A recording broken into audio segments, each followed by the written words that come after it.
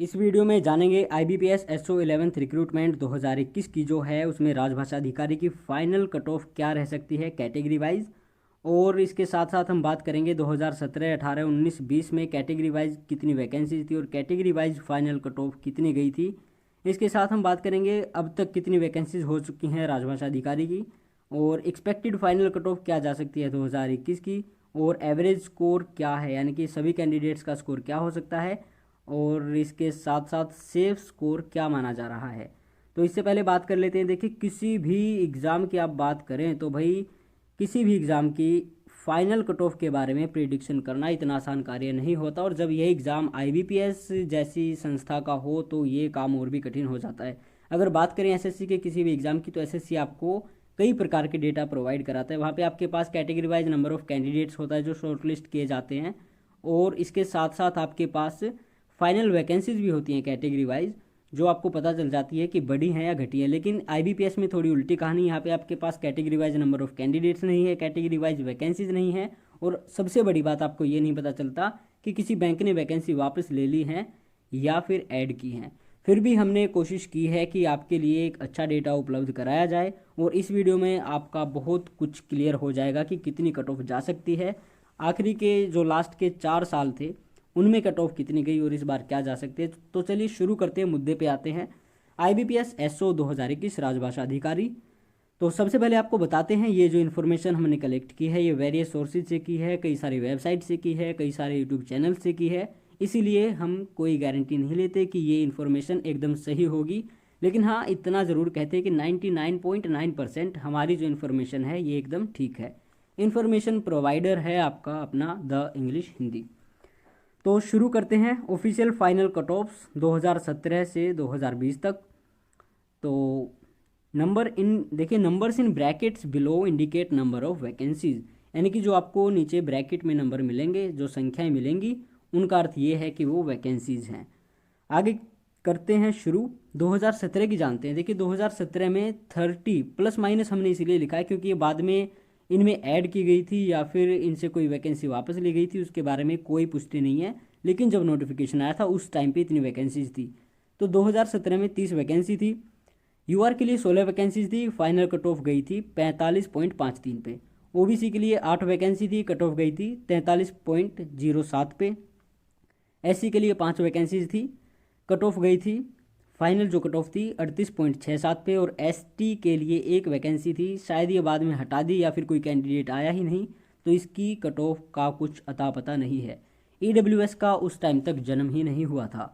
आगे चलते हैं 2018 में क्या कहानी थी। तो देखिए 2018 में 69 वैकेंसीज थी, तो -20 क्यों किया है ये भी आपको बताएंगे। इससे पहले जान लेते हैं UR की क्या कट ऑफ रही थी। तो 38 वैकेंसीज थी UR कैटेगरी की, जहाँ पे कट ऑफ गई थी फाइनल 59.67 पे। OBC की फाइनल कट ऑफ थी 61.33 पे, 18 वैकेंसीज थी। SC की 9 वैकेंसीज थी, 55.33 पे कट ऑफ गई थी। ST की 4 ही वैकेंसी थी और कट ऑफ गई थी 50.67 पे। अब यहाँ पे ये माना जा रहा है कि भाई जब 2018 का जो डॉक्यूमेंट वेरिफिकेशन का इंटरव्यू का टाइम आया था तो उस टाइम पे बैंक ऑफ बड़ौदा ने 20 की 20 वैकेंसीज वापस ले ली थी। इन्होंने 20 वैकेंसी दी थी, तो इसीलिए हमने -20 लिखा है। अब किस कैटेगरी से, और भी अब इतना नहीं है कि जो बैंक ऑफ बड़ौदा ने कैटेगरी वाइज वैकेंसी भेजी थी वो ही वापस ली गई, हो सकता है किसी और बैंक ने वापस ली हो या फिर ऐड की गई हो। तो आप मान सकते हैं कि ये 49 वैकेंसीज थी उस टाइम पे।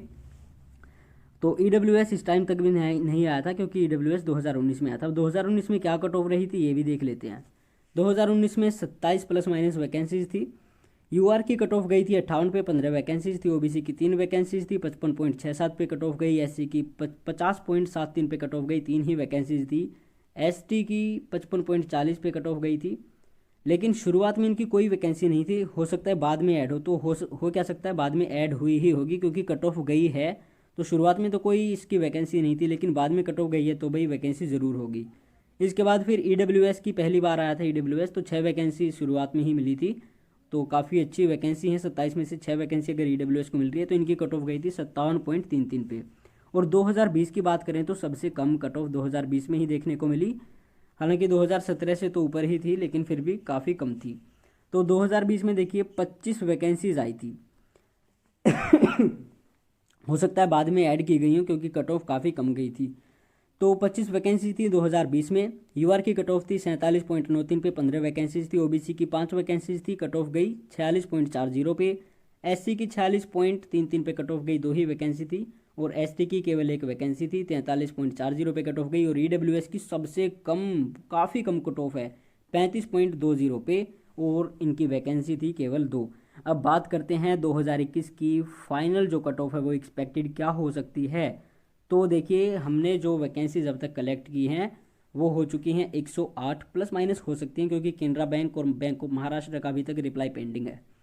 तो यहाँ पे यूआर की वैकेंसीज हैं 57, ओबीसी की 21 हैं, एससी की 13 है, एसटी की 5, ईडब्ल्यूएस की 12 है। अगर 2017, 19 और 20 की रिक्रूटमेंट को मिलाया जाए तो भी बहुत ज़्यादा है, इनसे काफ़ी ज़्यादा वैकेंसीज इस बार आई हैं।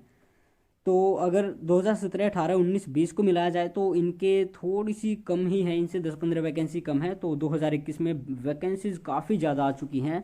तो आप मान सकते हैं कि क्या एक्सपेक्टेड कट ऑफ हो सकती है, हम नहीं बताएंगे क्योंकि हमारे पास इतना कोई डेटा नहीं है। फिर भी आपको थोड़ा बहुत अंदाज़ा बता देते हैं।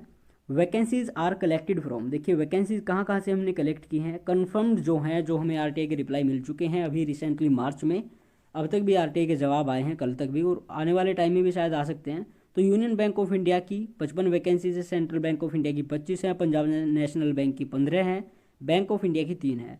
इनमें से सीबीआई ने 15 से 25 की हैं, पंजाब नेशनल बैंक की 0 थी, इन्होंने 15 की हैं। यूनियन बैंक की 55 ही थी, अभी भी 55 है। और बैंक ऑफ इंडिया की 4 थी, इन्होंने 3 कर दी। और जो नॉट कन्फर्म्ड है, कन्फर्म नहीं है, यानी कि केनरा बैंक ने 10 वैकेंसीज भेजी थी लेकिन अब बाद में उन्होंने वापस लिया, फिर इनमें और ऐड की, इसकी कोई जानकारी हमारे पास नहीं है। बैंक ऑफ महाराष्ट्र है, इनका अभी तक कोई रिप्लाई नहीं आया। बाकी जो बचे हुए बैंक हैं तो उनके रिप्लाई आ चुके हैं, उन्होंने वैकेंसी भेजी नहीं है। तो आपके टोटल बैंक होते हैं 5। तो 11 में से 5 बैंकों ने आपको वैकेंसी दी है, 6 बैंकों ने वैकेंसी नहीं दी है।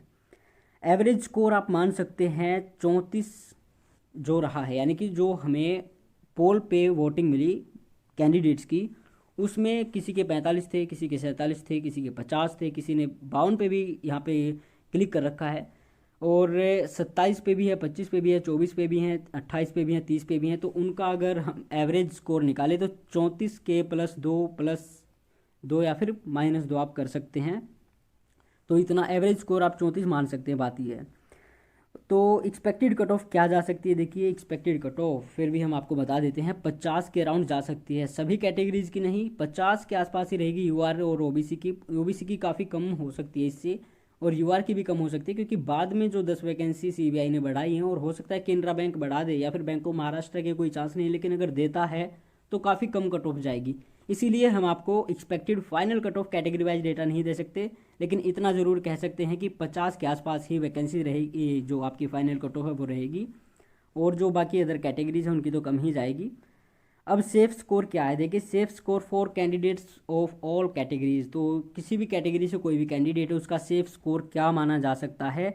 तो अगर आपके मेंस में आउट ऑफ 60 30 मार्क्स आए हैं, परसों जो आए थे, तो आप मान सकते हैं अपने आप को सेफ। और इसके साथ साथ एक शर्त है, वो ये है कि अगर आप 50-60 नंबर, 100 का जो इंटरव्यू होता है उसमें से 50-60 यानी कि 10 से 12 नंबर आप 20 में से अगर आप ले लेते हैं तो आप मान सकते हैं कि आपका चयन बिल्कुल हो सकता है। और माना जा सकता है कि देखिए 299 कैंडिडेट्स को इंटरव्यू के लिए बुलाया गया था, इनमें से कितने लोगों ने इंटरव्यू दिया होगा, कितने एलिजिबल पाए गए होंगे, शायद 260 से 270 तक आप मान सकते हैं।